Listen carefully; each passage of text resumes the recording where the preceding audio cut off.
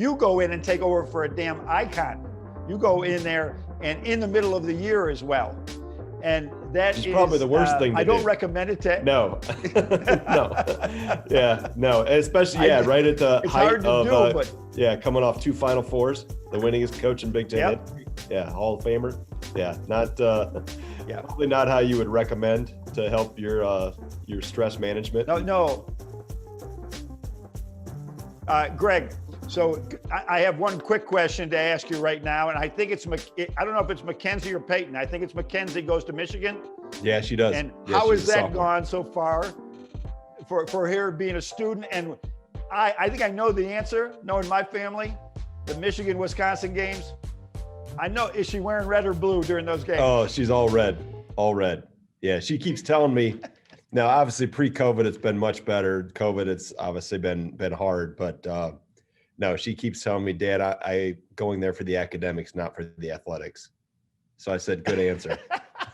I can't. How do you argue? I mean, I'm not going to argue that one. No, you can't. Greg, our families. I saw this so much with my wife and 4 children.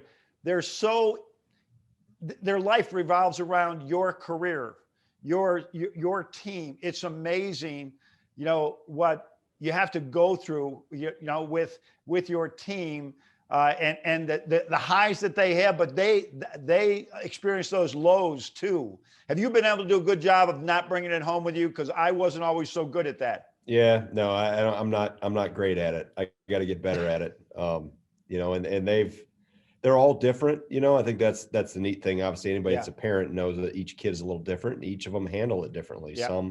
Some are into it eyeball deep and ride the roller coaster, and I've got some, 1 or 2 that they won't watch the game. They just will stay away from it because they don't want the roller coaster of emotions and those. So, obviously you respect that. And like I said, it's it's hard. It's hard. You try to draw that line, but you're in it and you're passionate about it. It's hard to be, passionate about something and not have it with you and on your mind a lot. So, everybody says get balance. Balance is hard to find, and hopefully I'm getting a little better as I get older. But I got some advice. Obviously, from everybody has advice for coaches, but I always lean on the older guys, the older coaches. And Dick Bennett told me a while ago. He said, Greg, hopefully you're not like me and let the losses permeate and percolate longer than you enjoy the wins. And I find sometimes that's true, that you definitely you don't enjoy the wins near as much as you agonize over the losses. No, that's the story of my life. That's the story of 42 straight years of that. And I'll tell you what to make you feel better about the family. We were fortunate to have 3 TV sets, and they would be at 3 different TV sets watching the games because they couldn't watch them together. My family, they were all so different, and and I think having children that are different makes you a better coach, because then you realize, how can I expect my team to be all the same when my children are so different? And I think I became a better coach once I realized, how my children were so different. So I'm looking at your bio here. There's so many coaches that it's so fortuitous how they go. They're a grad assistant at Kentucky. Then they get an assistant job at North Carolina. Then they're the head job somewhere else. I mean, you're a junior high coach. When you start out, you're coaching junior high up in Platteville. Just how big was that for you when you look at it now, when you look back at it? So many of our coaches in this league, the good ones, started that way. When you look back, how good of that was for you to start that way before you went to Platteville? Well, it was huge, Coach, from a standpoint of, given that time and given, I've always felt the job that I had was the most important one. And I thought I had the world by the tail, making $745 or $50, coaching that while I was going to college at Platteville. I would drive 20 miles to the south to Hazel Green, Wisconsin, and coach this 8th grade team. And, you thought that was, hey, it was great. I mean, and, never envisioning what could be. And I think that was the right approach to take looking back. I've gotten asked, you mentioned about job progression and career advancement. I get asked all the time. We were at Platteville winning national championships, and obviously then a little bit of Milwaukee and here. 3 of them in a row. Yeah. and, you know, just, well, why don't you go take this job or that job? And I never got caught up in, I think as I got older, the family decision behind taking or not taking jobs or staying or not staying Yeah. became more eminent. But, you know, I just tried to do the best job with the current job you had. And that was all you Yeah. were focused on, just Yeah. the current day and the current team you were working with. Yeah, yeah. We have a saying that I learned from one of my assistants at Cleveland, Lindsay Gottlieb: bloom where you're planted. And so many people want to move on, and you're losing the good stuff when you try and do that. Because at Platteville now, I mean, you guys like have a record of like 200 wins and 10 losses when you're there. And you're with Bo all the time. There had to be other opportunities. And then you go to Milwaukee and the same thing. Mm-hmm. And I mean, you and Bo were side by side for over 2 decades, right? You obviously had other opportunities. What made you stay in there? Because it's one thing to stay in there with Wisconsin, but it's another at Milwaukee, and then obviously at Platteville. I mean, your teams were amazing at Wisconsin Platteville. Right. Yeah, there were opportunities to leave almost every year after the first couple, and you know, I think part of it was it was an area I grew up in. So there was a home connection to home. Part of it was I met what is now my wife, Michelle, you know, a couple years into that journey. So that was lingering, you know, there. And I think the other thing, that has a way of happening. Yeah. That can happen. The other thing, I think Bo can sell ice cubes to Eskimos. So he convinced me time and time again that this was the best place for me to be. And, you know, in hindsight, he was right, you know, but you took, you know, obviously his advice or his luring, so to speak, to stay at various times. And, you know, like I said, at the end of the day, I really boiled it down and made my decisions with what my gut told me, what my heart told me, and not get caught up in the level, you know. And Bo had a great saying: don't get caught up in the Roman numeral behind, because there's great coaches, there's great teams, Division III, Division II, Division I, it didn't matter. Yep. People have no idea how good those Platteville teams would be. And they could go into a lot of low major Division I conferences and win. And people don't, when we were recruiting Duncan Robinson, we looked at Duncan Robinson, everybody's saying he's a Division III player. I said, you don't realize how good Division III players are. They're there 4 years. They know how to play. They're fundamentally perfect. And that's why they win. Because, you know, he went to Williams, which was probably a rival back then of yours, because they were always good too. But people don't realize how good, whether it's NAIA Division II or Division III is. So here's a recommendation I give, and you didn't follow it, and you've done well anyhow. Every time that I've taken a job, the coach before me, for whatever reasons, not always his fault, it has been a rebuild.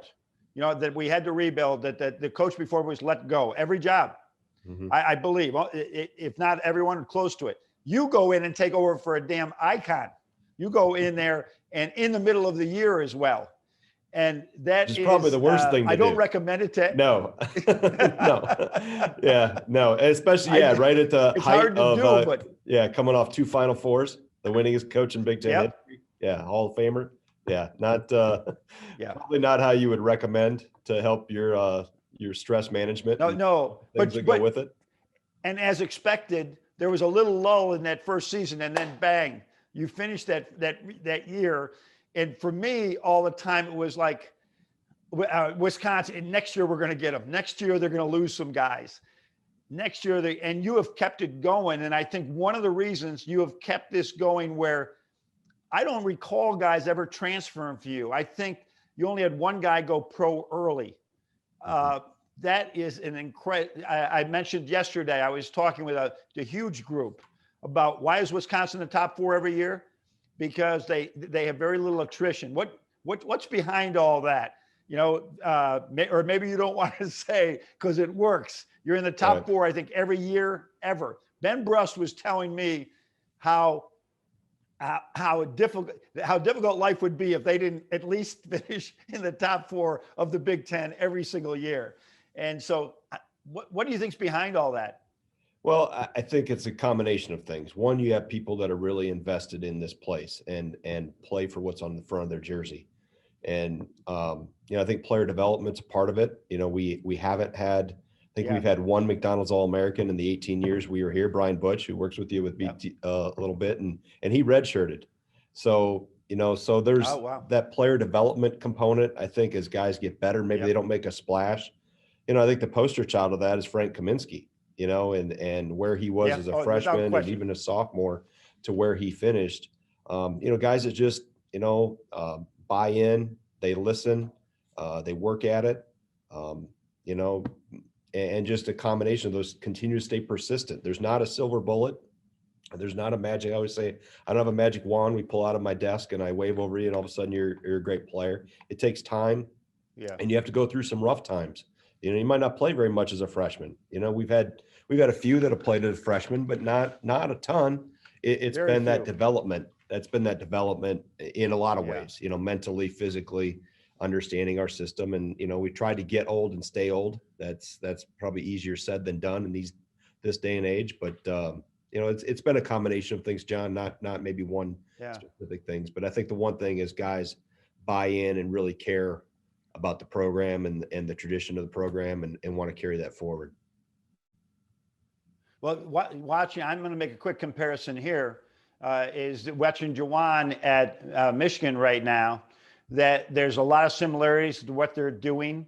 And then the culture is what they're doing, but he's put his own stamp on it. I see you've done that as well. I saw this. Ready for this? I saw you guys hedge a ball screen, hard hedge a ball screen early in the year. I almost fell out of my chair, and it was working. I see you running a little bit of some of our shuffle action, or we didn't invent it, but it's sort of a Princeton shuffle, cross pass, go.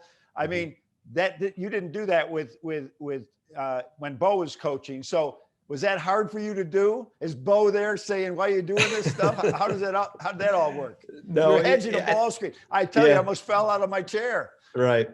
Part of that, most of that's been out of necessity of what we needed to be better at. And I think part of it, you evolve and adapt as the game changes, but also I think you need to evolve and adapt, and not you're making wholesale changes, but as the team you have, and this group probably works a little better with the floor open, the floor spread, bigs on the perimeter even more than normal. And the ball screen thing was just one. We looked at how we were getting hurt the most, and you can't maybe hedge them all, and you can't drop on all of them. So just trying to find from game to game, and it's on personnel too. Some bigs we've had that have been very good at hedging. Some are not good. Some are very good at that fly trap concept and dropping. Some and it takes time and repetition for that. So it's a little bit about trial and error. Yeah. But you'll be successful for a long time, Greg, as long as you're willing to make those type of changes. Here's one thing, and to finish up here, one thing, we worked at pivoting like forever. I would love to go to your practices and see how much you guys work at. I mean, I have assistant coaches come to me from other programs and said, "Coach, we never talked about pivoting one time." And you're landing on two all the times. I mean, watching Davison go in there, he can put on a big man clinic for how to play with your back to the basket, and all your guys do that.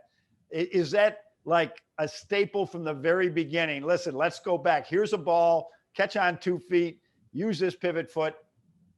Yeah, the first drill always of the first day of practice every year, whether it's the summer when they come back, whether it's the fall when we start, is a drill called partner passing, which is just two guys in a ball and a bucket, and you're working 12 to 15 feet apart on hand targets and cutting.